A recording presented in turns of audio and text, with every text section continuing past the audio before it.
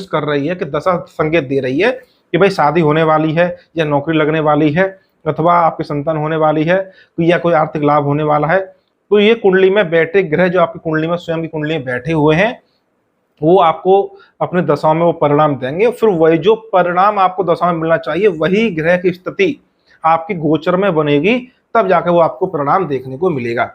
अब शास्त्र के अनुसार हम बात करें तो वहां भी आपका जैसे मंत्रेश्वर साहब के जो फलदीप का है, ज्योतिष ग्रंथ फलदीप का, उसमें आप देखेंगे तो उसमें गुरु के, शनि के अथवा सूर्य के सभी के आपके गोचर के नियम दे रखे हैं। उसमें भी ये बताया गया है कि आपको यदि गोचर देखना है तो देखिए महादशा नाथ का, जो जिस ग्रह की महादशा चल रही है उसका गोचर देखिए, अंतरदशा जिस ग्रह की चल रही है उसका गोचर देखिए, और आपकी पत्यंतर चल रही है उसका भी गोचर आपको देखना चाहिए।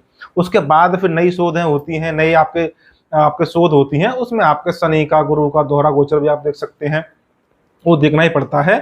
तो आप जब भी गोचर देखें तो सबसे पहले आप उन ग्रहों का गोचर देखिए जिन ग्रहों की आपकी महादशा अथवा अंतरदशा चल रही है।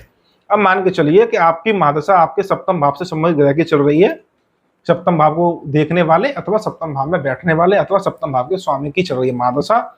इसी प्रकार से पंचम भाव को देखने वाले, पंचम भाव में बैठने वाले या सप्तम भाव को प्रभावित करने वाले ग्रह की चल रही है अंतरदशा।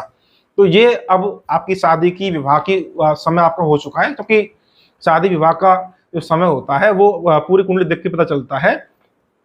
तो ये दशा हो गई। अब हम इस पर मोटे मोटे तौर पर अनुमान लगा सकते हैं कि भाई ये विवाह देने वाली दशाएं हैं।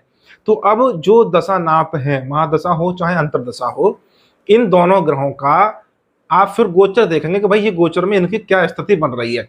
अब गोचर में महादशा नाथ जितनी अच्छी स्थिति में गोचर करेगा, महादशा नाथ का आपको परिणाम जो फल है उतना ही अच्छा देखने को मिलेगा।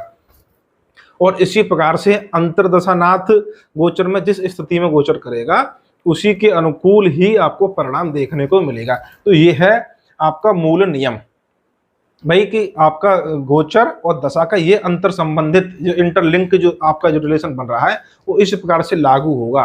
ऐसा नहीं है कि दशा चल रही है आपके रोग की, बीमारी की, और आपके गोचर पर आपको संकेत दे रहे हैं शादी की और आप भविष्यवाणी कर रहे हैं शादी की, शादी हो जाएगी, तो ऐसा नहीं है।